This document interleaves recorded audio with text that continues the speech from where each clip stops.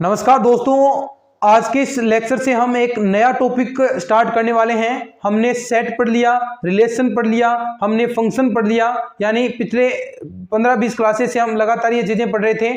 आज हम एक नया टॉपिक स्टार्ट करने वाले हैं जिसमें एग्जाम में से आपसे 3 से 4 क्वेश्चन पूछे जाएंगे और बड़ा ही सरल टॉपिक है। एक बार आपने अच्छे से सुन लिया, अच्छे से कान खोलकर सुन लिया, अच्छे से इन चीजों को समझ लिया, अच्छे से प्रैक्टिस कर ली, तो ये आपके 3 से 4 क्वेश्चन पक्के हैं। कहीं भी किसी भी स्टूडेंट के ये गलत नहीं होंगे अगर आपने अच्छे से इनको पढ़ा है। तो देखो, टॉपिक का नाम है मैट्रिक्स। आपने 12th क्लास में पढ़ा है मैट्रिक्स एंड डेटरमिनेट्स, यानी अवयव और सारणिक, अवयव व सारणिक, इन दोनों के बारे में हम पढ़ने वाले हैं कि क्या होता है। और दोनों ही एक दूसरे से रिलेटेड हैं, दोनों एक दूसरे से रिलेटेड टॉपिक हैं, मैट्रिक्स एंड डेटरमिनेट्स, और इंपॉर्टेंट टॉपिक है। 3 से 4 क्वेश्चन आप इजीली तरीके से अपने जितने भी क्वेश्चन आए हैं वो अच्छे से आप इनको क्लियर कर पाओगे। तो हम पूरा अच्छे से इस टॉपिक को पढ़ने वाले हैं। पिछले सालों में क्वेश्चन कैसे आए हैं उस पर भी साथ साथ में हम बात करते चलेंगे। और आपके इसका टेस्ट भी होता है, क्योंकि मैं टेस्ट सीरीज आपके लिए लाता हूं। जैसे ही टॉपिक कंप्लीट होता है तो आपके पूरे टॉपिक का टेस्ट होता है, इंपॉर्टेंट क्वेश्चन आपको दिए जाते हैं और टेस्ट भी होता है, और साथ साथ में पिछले सालों में क्वेश्चन आए हैं वो भी, और प्लस आपको टॉपिक समझाया जाता है और इसके साथ साथ नोट्स भी।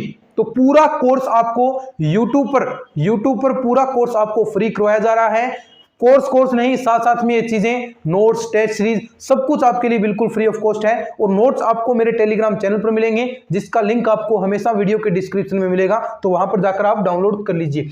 देखो, अवयव व सारणिक, अब बढ़ते हैं। सबसे पहले इनमें अंतर होगा, अवयव को व्यक्त करते हैं इस कोष्टक द्वारा, ठीक है, लेकिन सारणिक होगा बस केवल ये 2 लाइनें। जैसे आप मपांक कहते हैं, मपांक की तरह नहीं है, लेकिन जो साइन है वो हम कह सकते हैं मपांक की तरह है। तो ये तो आपका हो गया मैट्रिक्स, ठीक है। ये हो गया आपकी सारणिक, डेटरमिनेट्स। मैट्रिक्स और डेटरमिनेट्स, अवयव व सारणिक, ठीक है, मैट्रिक्स एंड डेटरमिनेट्स। अब देखो ये होती क्या है, यानी आपके लिए कोई वस्तुएं या संख्याओं को क्या काम में आएगी। कोई भी आपके पास वस्तु और संख्याएं हैं, उनको एक आयताकार व्यवस्था के रूप में लिखना ही क्या है, मैट्रिक्स है। देखो कैसे, मैट्रिक्स और सारणिक दोनों में ऐसा ही काम होगा। यानी ये तो सिंपल सी बात है, बस ऐसे आपको मान लीजिए 2, 3 इस तरह व्यक्त किया जाएगा, 4, 5, ठीक है। तो ये आपकी मैट्रिक्स हो गई। और ध्यान रखना, मैट्रिक्स के अंदर कहीं भी कोमा वगैरह ये प्रयोग नहीं होगा। ये आपको 12th में पढ़ते हैं, उसी वक्त बता दिया जाता है कि मैट्रिक्स के अंदर कोमा वगैरह नहीं लगेंगी। एक आयताकार व्यवस्था है जिसके अंदर आप संख्याओं और वस्तुओं को डिनोट करते हैं, ठीक है। अब हम बात करते हैं मैट्रिक्स का ऑर्डर, मैट्रिक्स की कोटि क्या होती है। मैट्रिक्स की ऑर्डर या कोटि, यानी मैट्रिक्स की ऑर्डर या कोटि का तात्पर्य है कि उसके अंदर कितने उसकी पंक्तियों की संख्या है, कितने उसके स्तंभों की संख्या है। अब ये भी बात ध्यान से सुनो। देखो आपके पास A11, ये अर्थ बताऊंगा अभी, A12, A21, A22। तो दोस्तों जो ऐसे लाइनें होंगी हॉरिजेंटल, उन्हें आप कहोगे रो, पंक्ति, और ऐसे जो वर्टिकल हैं उन्हें आप कहोगे कॉलम, यानी स्तंभ व पंक्तियां। तो मैट्रिक्स की कोटि का तात्पर्य क्या है कि इसमें कितनी पंक्तियां हैं उनकी संख्या, तथा स्तंभों की संख्या, कितने स्तंभ हैं, और उनका गुणन ही मैट्रिक्स की कोटि कहलाता है, मैट्रिक्स का ऑर्डर कहलाता है। अब देखो यहां पर कितनी पंक्तियां हैं, 1 पंक्ति, 2 पंक्ति, तो यानी पंक्तियां 2 हैं, और इसके अंदर स्तंभ कितने हैं, 1 है और 2 है, तो यानी इसकी कोटि क्या होगी। और कोटि को यहां डिनोट करेंगे, और पहले आएगी पंक्तियों की संख्या, पहले यहां पंक्तियों की संख्या, तो 2/2, और टोटल अवयव आपको निकालने हैं। देखो कितने अवयव हैं, 1, 2, 3, 4, टोटल 4 अवयव हैं, और अगर आप इन दोनों की जो आपकी कोटि है इन दोनों को गुणा करोगे तो भी आपके पास 4 आएगा। तो यानी आप टोटल अवयव कहां से निकाल सकते हैं, इस जो कोटि है इसको गुणा करके इन एलिमेंट्स को आप इनकी ऑर्डर निकाल सकते हैं, इनके अवयव बता सकते हैं कि कितने अवयव इसके अंदर हैं। तो ये आपका हो गया मैट्रिक्स का डिनोट करने का। अब देखो इसका तात्पर्य क्या है, यहां पर पहले पंक्ति आएगी दोबारा स्तंभ, यानी पहली पंक्ति का पहले स्तंभ का अवयव। देखो पहली पंक्ति ये हो गई और पहला स्तंभ ये हो गया, और ये देखो पहला अवयव, ये अवयव ऐसे डिनोट होंगे। पहली पंक्ति दूसरा स्तंभ, क्या ये पहला स्तंभ था, ये दूसरा स्तंभ है, क्या ये पहली पंक्ति है, तो ये देखो पहली पंक्ति का और दूसरे स्तंभ का अवयव। ऐसे दूसरी पंक्ति है ना, पहली ये थी दूसरी ये है, तो दूसरी पंक्ति और पहला स्तंभ, ये पहला स्तंभ है, तो ये अवयव ऐसे डिनोट किए जाते हैं। तो अब आप मुझे बताओ अब आपको ऑर्डर बतानी है कि इसकी ऑर्डर क्या होगी। ठीक है, देखो आप मुझे बताओ, अब आपके पास ए है ऐसे 1 2 3 4 5 6 7 8 0 0 0 1। अब आपको ये मैट्रिक्स दी है और इसकी कोटि पूछी है कि इसकी कोटि क्या होगी। तो आप बता सकते हैं कैसे, सबसे पहले तो इसकी पंक्तियों की संख्याओं को काउंट करें, कौन सी है, एक पंक्ति है, दूसरी है, तीसरी है, तो यानी पंक्तियों की संख्या तो 3 है, तो 3 इनटू में इसके स्तंभों की संख्या, देखो स्तंभ कितने हैं, 1 है, 2 है, 3 है, 4 है, और इनटू में 4। तो ये आपका क्या हो गया, इस जो मैट्रिक्स है इसकी ऑर्डर हो गई 3/4 की है, ये है ना, 3/4 की है। अब इसके अंदर टोटल अवयव कैसे निकालोगे, देखो टोटल अवयव आप 1 2 3 4 5 6 7 8 9 10 11 12 है ना, आप ऐसे गिन सकते हैं कहां तक, जब ये यहां तक हो लगभग आगे। अब m क्रॉस n की आ जाए 20 × 20 की, तो एक एक एलिमेंट तो आप नहीं गिन सकते, तो आप कैसे निकालोगे, जो आपको कोटि दे रखी है उसका गुणा कर दो डायरेक्ट, 4 × 12 और 12 एलिमेंट यहां पर थे, तो ये इसका कोटि हो गई, और इसमें आप अवयव की संख्या भी निकाल सकते हैं। तो इसका मतलब कैसे आप इसे डिनोट करोगे, देखो A11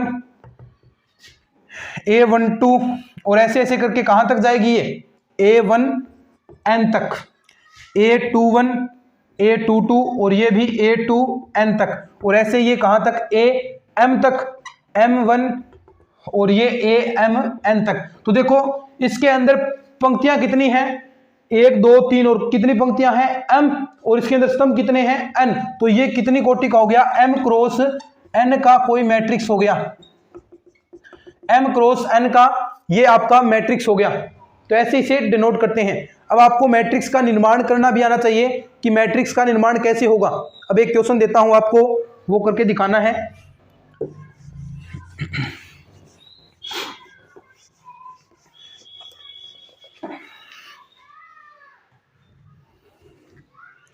क्वेश्चन है एक ऐसे 3 × 2 आव्यूह की 3 × 2 आव्यूह की रचना करो, रचना कीजिए जिसके अवयव कैसे आ रहे हैं, AIJ। देखो ये अवयव को डिनोट करेगा, ये I पंक्तियों की संख्या, J आपके स्तंभ की संख्या। एक मिनट, ये क्या होगा, देखो I तो होगा पंक्तियों की संख्या और J है आपके स्तंभों की संख्या को व्यक्त करेगा, और यहां पर जो देर का है उस हिसाब से हम कर लेंगे। देखो क्या देर का है आपको, और कहा है कि ये पंक्ति स्तंभ कैसे आएंगे, I माइनस AIJ होगा 1/2 I माइनस का 3J। ठीक है कि इससे आपके अवयव आ रहे हैं। तो अब देखो कैसे ये आपको अवयव का निर्माण करना है। तो सबसे पहले 3 × 2 यानी तो 3 तो उसके अंदर पंक्तियां होनी चाहिए और 2 उसके अंदर स्तंभ होने चाहिए। यानी कैसा अवयव बनेगा आपका, पहले कौन सा एलिमेंट आएगा, पहली पंक्ति का पहला एलिमेंट, उसके बाद पहली पंक्ति का दूसरा एलिमेंट, यानी ये दूसरे स्तंभ का हो गया। यानी 3 पंक्तियां हैं, तो 3 पंक्तियां A21 A31 और A22 और A32। ठीक है, ये अवयव आपको ज्ञात करने हैं। और ये अवयव ज्ञात करने के लिए मैंने कहा पहले आपके लिए मिलेगा ये i होगा यानी पंक्तियों की संख्या, और ये j है स्तंभों की संख्या। तो सबसे पहले आप क्या निकालोगे, i बराबर 1 और j बराबर 1 रखना है। तो यहां पर रखोगे तो कौन सा अवयव मिलेगा, देखो i बराबर 1 और j बराबर 1 रखोगे तो a 1 1 1/2 i क्या है 1 माइनस का 3 के साथ 1 की गुणा करोगे 3। अब देखो ये मापांक है तो 1 में से 3 घटेगा, देखो कितना माइनस का 2 और माइनस का 2 बाहर क्या आएगा प्लस का 2 और बाहर 2 है तो ये बच गया 1।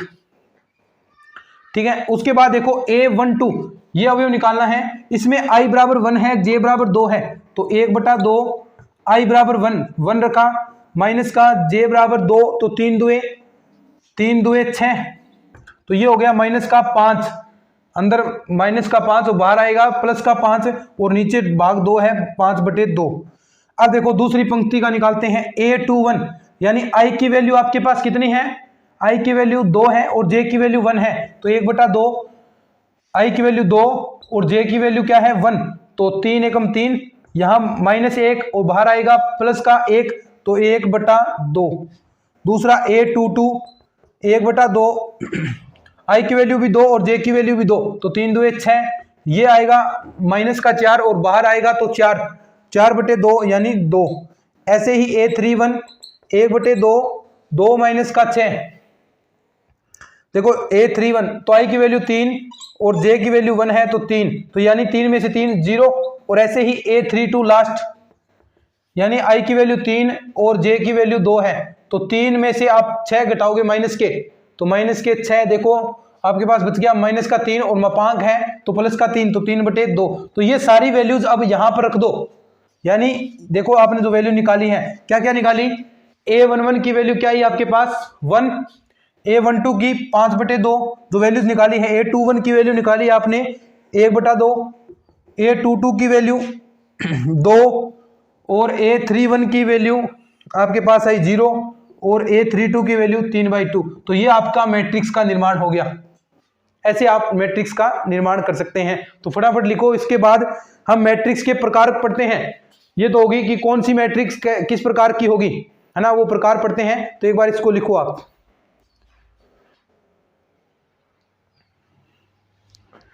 अब बढ़ते हैं अपन मैट्रिक्स के प्रकार, कितने प्रकार के ये मैट्रिक्स होते हैं। ठीक है, लिख लिया क्या? मैट्रिक्स के अब हम प्रकार पढ़ेंगे कि कितने प्रकार की, और ये मैट्रिक्स किसने दी थी, ऑर्थर केले ने। ये भी थोड़ा वैसे क्वेश्चन नहीं पूछे जाते, क्वेश्चन बहुत है, केले वगैरह ये नहीं पूछे जाएंगे।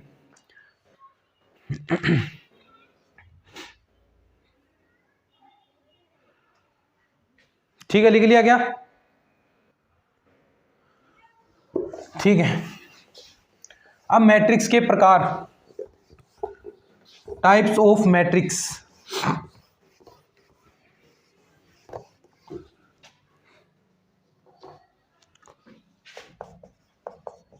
टाइप्स ऑफ मैट्रिक्स, मैट्रिक्स के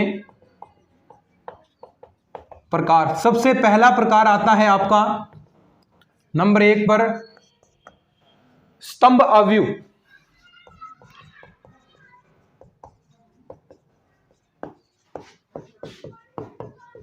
कॉलम मैट्रिक्स। स्तंभ अवयव क्या होता है? देखो कि ऐसी मैट्रिक्स, कैसी? ऐसी मैट्रिक्स जिसके अंदर केवल मात्र एक स्तंभ हो। यानी हमने अभी मैट्रिक्स पढ़ा कि जिसके अंदर अन्य स्तंभ होते हैं, लेकिन अन की वैल्यू 1 हो, केवल मात्र एक ही स्तंभ हो। पंक्तियां कितनी भी हो चाहे, लेकिन स्तंभ कितना होना चाहिए? अगर एक ही स्तंभ है तो ऐसा जो अवयव, ऐसी जो मैट्रिक्स होगी उसे आप क्या कहोगे? कॉलम मैट्रिक्स या फिर स्तंभ अवयव।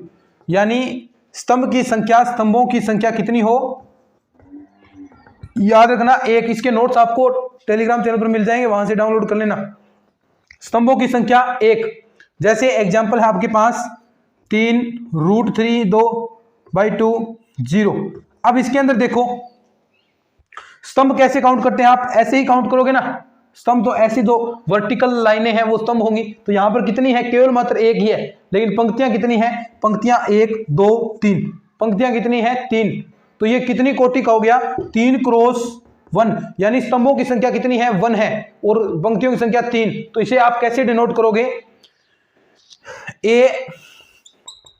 ए आई जे, यानी ये पंक्तियों की संख्या, ये स्तंभों की संख्या, और कोटि कितनी होगी? m, यानी जो पंक्तियां हैं वो कितनी भी हो सकती हैं लेकिन स्तंभ कितना होगा? 1। अगर ऐसी कोई मैट्रिक्स है उसे आप स्तंभ अवयव कहेंगे। ठीक है, इसके बाद देखो इसका ही छोटा भाई और आ गया पंक्ति। ये तो स्तंभ था, अब ये ऐसा ही पंक्ति के लिए भी लागू होगा ना। नंबर 2 पर पंक्ति अवयव, पंक्ति अवयव रो मैट्रिक्स। रो मैट्रिक्स क्या होगी कि ऐसा अवयव जिसके अंदर केवल मात्र एक ही पंक्ति है, पंक्तियों की संख्या कितनी है? 1, तो उसे आप क्या कहोगे? Row matrix. यानी ऐसा अवयव जिसके अंदर पंक्तियों की संख्या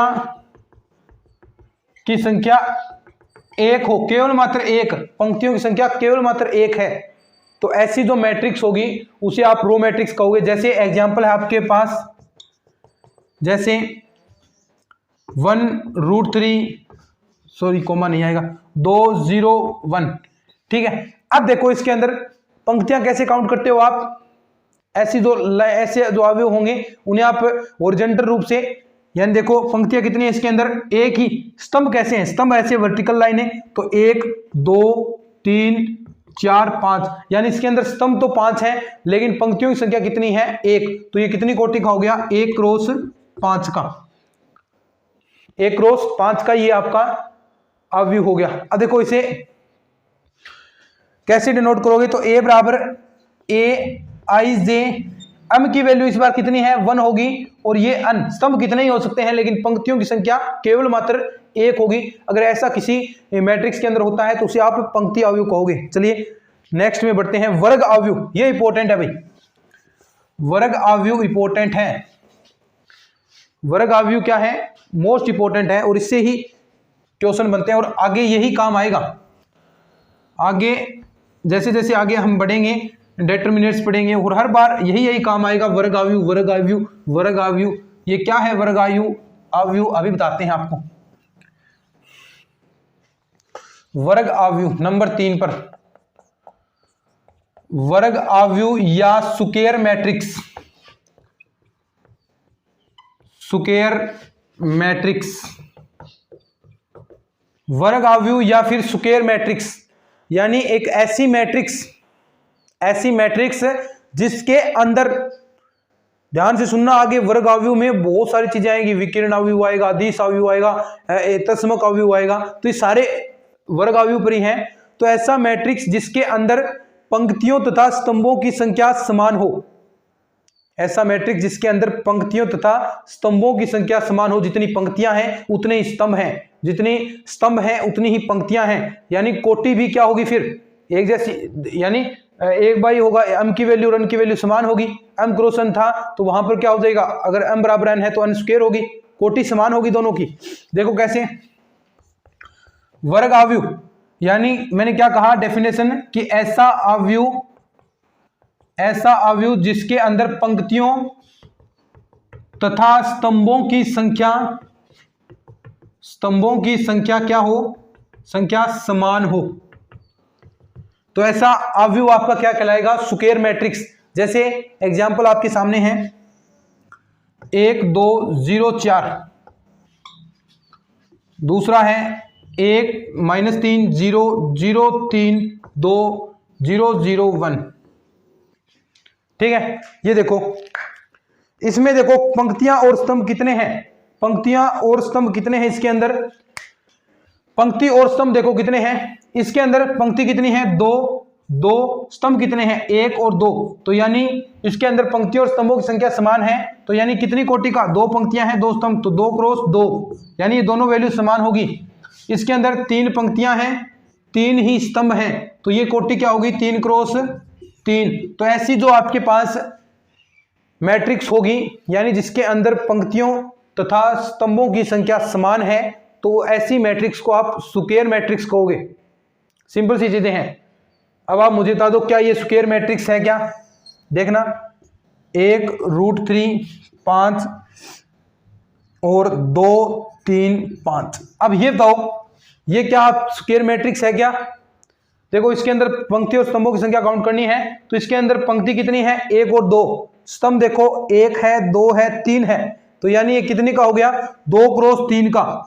यानी पंक्ति तो 2 है स्तंभ 3 है, क्या संख्या समान है क्या? नहीं है, तो ये आपका स्क्वायर मैट्रिक्स नहीं होगा। जैसे ए बी, ठीक है, ए बी और ये है आपका बी सी, ठीक है, और ये ई एफ। अब मुझे बताओ कि क्या ये स्क्वायर मैट्रिक्स है? देखो इसके अंदर पंक्तियां कितनी हैं? 1 2 3, पंक्तियां तो 3 है, स्तंभ कितने हैं? 1 2, स्तंभ 2 है, 3 क्रॉस 2 की, तो क्या ये स्क्वायर मैट्रिक्स होगी? क्या वैल्यू समान है दोनों की? नहीं है। यानी पंक्ति और स्तंभों की संख्या समान होती है जिसके अंदर, तो वो तो आपका स्क्वायर मैट्रिक्स होगा, अगर नहीं है तो वो आपका स्क्वायर मैट्रिक्स नहीं है। तो लिख लो इसको। उसके बाद नेक्स्ट टॉपिक आता है आपका, नेक्स्ट मैट्रिक्स का प्रकार, टॉपिक नहीं मैट्रिक्स का ही प्रकार चल रहे हैं। आगे है विकिरण आव्यूह।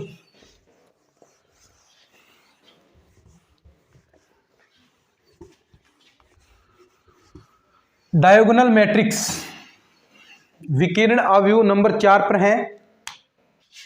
4 विकिरण आव्यूह,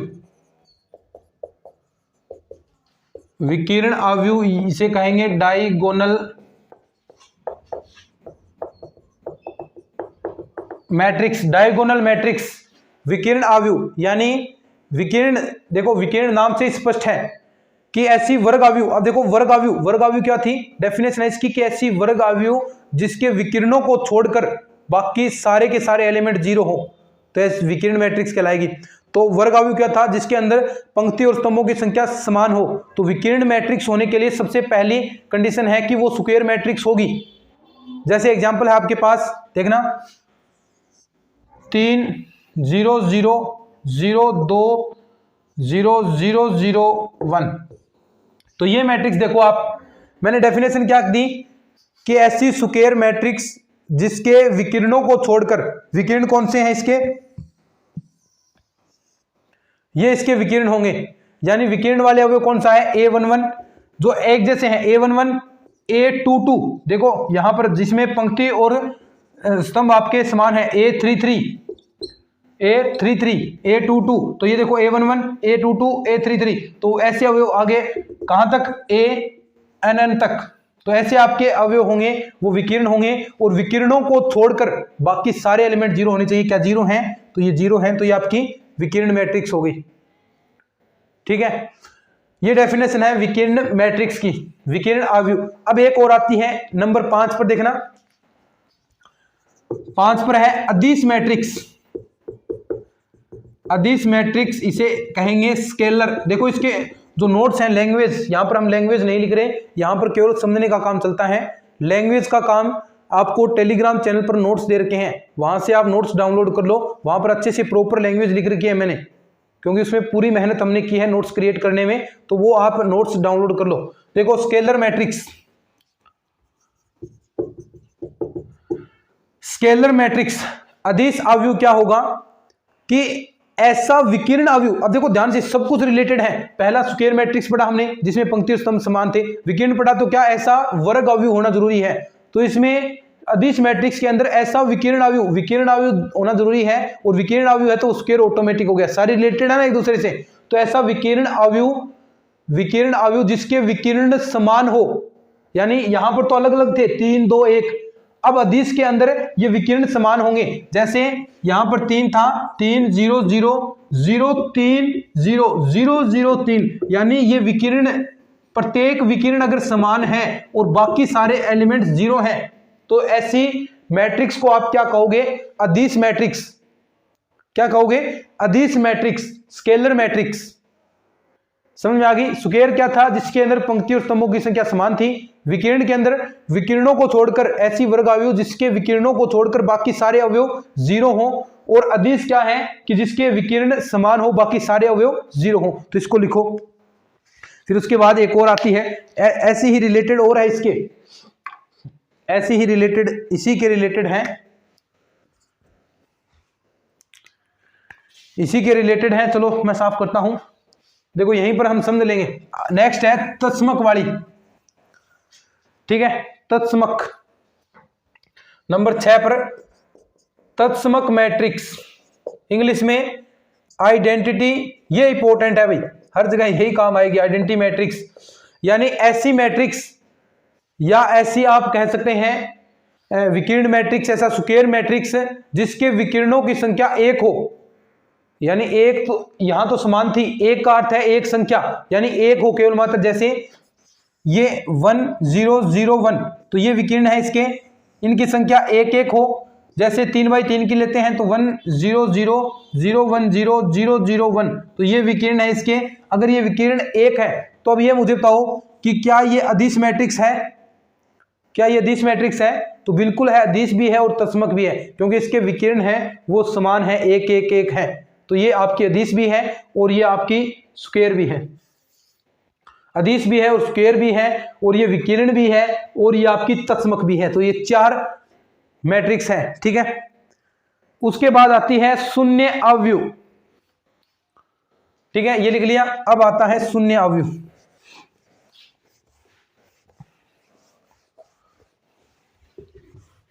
आगे कौन सी आएगी? शून्य अवयव। 7 पर शून्य मैट्रिक्स, सिंपल सी है चीजें, एक बार थोड़ा सा हम जो चीजें पढ़ी हैं उसका एक बार रिवीजन हो जाएगा। जो पहले पढ़ी थी जीरो मैट्रिक्स, नाम ही आ गया कि जीरो मैट्रिक्स, यानी ऐसी मैट्रिक्स जिसके प्रत्येक अवयव, जो भी इसका अवयव है, प्रत्येक अवयव उसका जीरो हो। जैसे ये मैट्रिक्स देखो 0 0 0 0, क्या है ये? शून्य मैट्रिक्स, और इसे डायरेक्ट जीरो द्वारा ऐसे डायरेक्ट जीरो लिखा गया तो उसका मतलब है कि ये शून्य मैट्रिक्स है। आगे 0 0 0 0 0 0 0 0 0, यानी ऐसी कोई मैट्रिक्स है तो उसे आप शून्य मैट्रिक्स कहोगे, ठीक है। उसके बाद देखो आता है ऊपरी त्रिभुजाकार मैट्रिक्स, यानी ऊपर से त्रिभुज बने, ये भी हम अपन करते हैं। और निम्न त्रिभुजाकार मैट्रिक्स, 2 है मैट्रिक्स, 2 और रहती हैं। उसके बाद जैसे जैसे आती रहेंगी नई नई मैट्रिक्स, वो हम पढ़ते रहेंगे।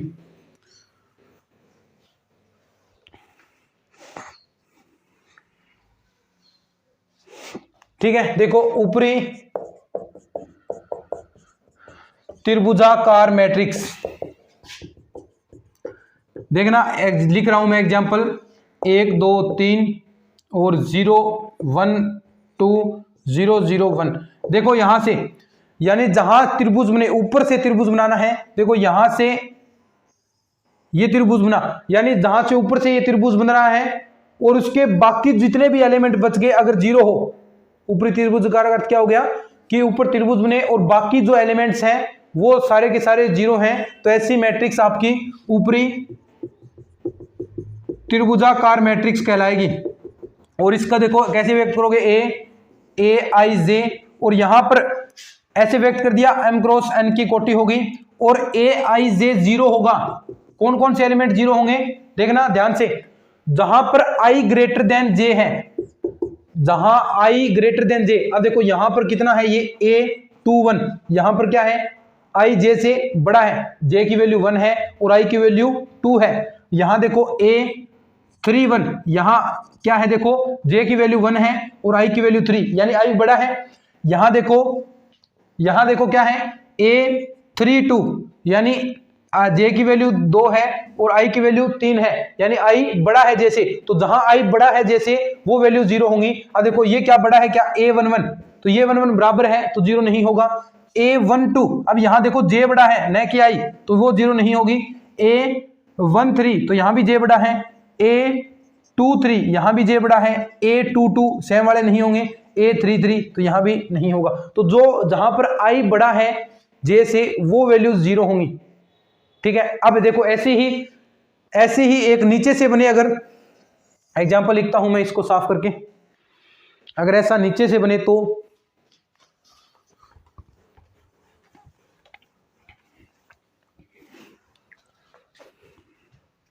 अगर नीचे से बने, ये एग्जांपल है EFG, ठीक है, नीचे से हम बना रहे हैं। ये आपका 0 हो गया, ठीक है, और ये सी डी मान लो, ठीक है, और ऊपर 0 0 ए। अब देखो नीचे से त्रिभुज बन रहा है ना। अब ये कहां से बन रहा है? नीचे से त्रिभुज 3 क्रॉस 3 की है और नीचे से त्रिभुज बन रहा है, तो ये होगी निम्न त्रिभुजाकार मैट्रिक्स।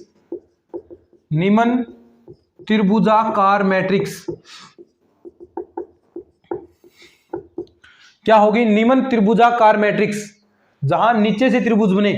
तो ऐसा ही अब देखो जहां पर जे बड़ा है, जहां पर जे बड़ा है वो एलिमेंट 0 होंगे। जहां जे बड़ा है वो एलिमेंट 0 होंगे। देखो यहां पर ये कितना है? ये A21 है ना, A11, A आपका 12 हो गया ये, और ये हो गया A2 A13, ठीक है। जहां एलिमेंट्स होंगे जे बड़ा होगा वो 0 होंगे। A21 A22 A23 A31 A32 A33, ठीक है। सिंपल सी चीजें हैं। तो ये निम्न त्रिभुजाकार बन गया और वो ऊपरी त्रिभुजाकार बन गया। तो ये थे मैट्रिक्स के प्रकार। और अब आपको एक क्वेश्चन देता हूं मैं, उसमें बताओ कि कौन सा मैट्रिक्स है कौन सा है, ठीक है, कौन सा मैट्रिक्स कौन सा है। कुछ एग्जांपल्स देता हूं मैं आपको। जैसे बताने हैं कि आपको मैट्रिक्स का प्रकार, सबसे पहले 1 0 0 0 2 0 0 0 1, ठीक है। उसके बाद है 1 0 0 0 1 1 0 0 2, ठीक है। और एक क्वेश्चन हो गया, दूसरा हो गया। तीसरा है आपके लिए 3 0 0 0 3 0 0 0 -3। प्रकार बताने हैं कौन सा क्या है। नंबर 4 0 0 0 0, ठीक है। आपको प्रकार बताने हैं कि कौन सा मैट्रिक्स किस प्रकार का है। एक लास्ट एग्जांपल है आपके लिए 1 0 0 0 1 0 0 0 -1, ठीक है। ये देखो अब आपको प्रकार बताना है कि कौन सा मैट्रिक्स। सिंपल सा है, बस थोड़ा सा चेक कर रहे हैं ताकि ये पूरा टॉपिक आपका रिवाइज हो जाए, यानी थोड़ा सा रिवीजन हो जाएगा इस टॉपिक का। अगर ये एग्जांपल करते हैं, जो भी हमने चीजें पढ़ी अब तक, ये सारी की सारी आपकी रिवाइज हो जाएंगी, तो अच्छे से आप चीजों को याद कर पाओगे। तो देखो सबसे पहले इस मैट्रिक्स को देखते हैं, कौन सी है ये मैट्रिक्स। देखो यहां पर सबसे पहले पंक्ति देखो, पंक्ति और स्तंभ कितने हैं? 3 बाई 3 की, तो यानी ये स्क्वायर मैट्रिक्स तो है क्योंकि पंक्ति और स्तंभों की संख्या समान है। क्या ये विकीर्ण मैट्रिक्स है? देखो विकीर्णों के अवयव 0 नहीं है, बाकी सारे अवयव 0 हैं, तो ये क्या होगी? विकीर्ण मैट्रिक्स। क्या ये अदिश मैट्रिक्स है? अदिश नहीं है। क्यों? क्योंकि अदिश में यहां पर अगर 1 होता तो ये कह सकते थे अदिश या तत्समक, दोनों कह सकते थे, लेकिन यहां पर 2 है तो ये केवल मात्र विकीर्ण मैट्रिक्स है। दूसरे में देखते हैं, ये देखो पंक्ति 3 स्तंभ भी 3 क्रॉस 3 की, तो ये क्या होगी? वर्ग अवयव। क्या ये विकीर्ण मैट्रिक्स है? विकीर्ण मैट्रिक्स है क्या? देखो विकीर्ण ये है आपके, और इनको छोड़कर बाकी सारे अवयव 0 होने चाहिए। 0 है क्या? नहीं है। देखो 1 यहां पर है, तो ये विकीर्ण मैट्रिक्स नहीं है। क्या ये अदिश मैट्रिक्स है? विकीर्ण ही नहीं है, तो दिश भी नहीं होगी, तस्मक भी नहीं होगी, तो ये केवल मात्र स्क्वायर है। नेक्स्ट देखो तीसरा,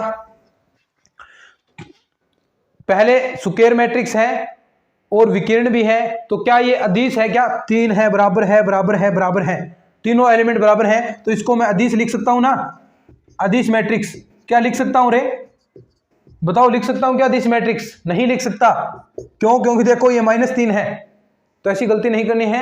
ये -3 है, तो ये केवल मात्र आपका विकीर्ण मैट्रिक्स है, ठीक है। 0 0 0 0 0, ये क्या होगी? शून्य मैट्रिक्स, जिसके सारे अवयव 0 हैं, तो वो शून्य मैट्रिक्स। 1 1 -1, क्या ये आपकी विकीर्ण मैट्रिक्स है? जी बिल्कुल विकीर्ण मैट्रिक्स है। तो क्या देखो 1 1 आ रहा है सब में, तो क्या तस्मक होगी? नहीं होगी, क्योंकि -1 है। अदिश होगी? नहीं होगी, केवल मात्र विकीर्ण मैट्रिक्स है। और स्क्वायर मैट्रिक्स तो ऑटोमेटिक ही होगी। अगर कोई मैट्रिक्स विकीर्ण है तो वो स्क्वायर भी अपने आप से ही होगी। तो ये दोस्तों मैट्रिक्स था। मैट्रिक्स हमने पढ़ा क्या होता है, मैट्रिक्स की कोटि पढ़ी, आज के इस लेक्चर में। और मैट्रिक्स के प्रकार पढ़े, 9-10 प्रकार हमने पढ़े हैं कि कौन सी मैट्रिक्स क्या होती है, स्क्वायर मैट्रिक्स, अदिश मैट्रिक्स, तत्समक मैट्रिक्स, विकर्ण मैट्रिक्स, स्तंभ और आपकी पंक्ति मैट्रिक्स, ऊपरी त्रिभुजाकार, निम्न त्रिभुजाकार, ये सारे मैट्रिक्स के हमने प्रकार पढ़े। तो ये थोड़े से आपके लिए इंट्रोडक्शन टाइप की क्लास थी कि चीजें आपसे जुड़ सकें कि मैट्रिक्स होता क्या है। बस यही आज के इस लेक्चर में हम समझाना चाहते थे। आगे से बढ़िया बढ़िया चीजें आएंगी मैट्रिक्स के अंदर जिनसे क्वेश्चन बनते हैं। इनमें से क्वेश्चन ज्यादा नहीं बनते, लेकिन ये चीजें याद रखनी है, काम सारी आएंगी। ये आगे जब चीजें आएंगी तो ये सब कुछ आपके लिए काम आने वाला है। तो उम्मीद है दोस्तों ये क्लासेस आपको पसंद आ रही होंगी। जितनी मेहनत हम आपके लिए कर रहे हैं ये आपको अच्छी लग रही होगी।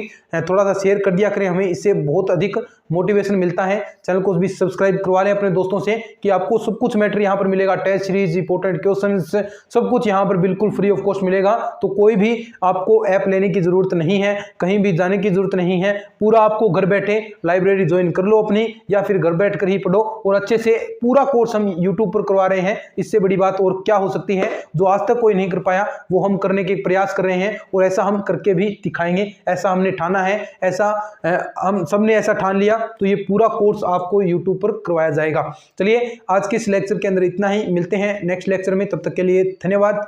जय हिंद, जय भारत।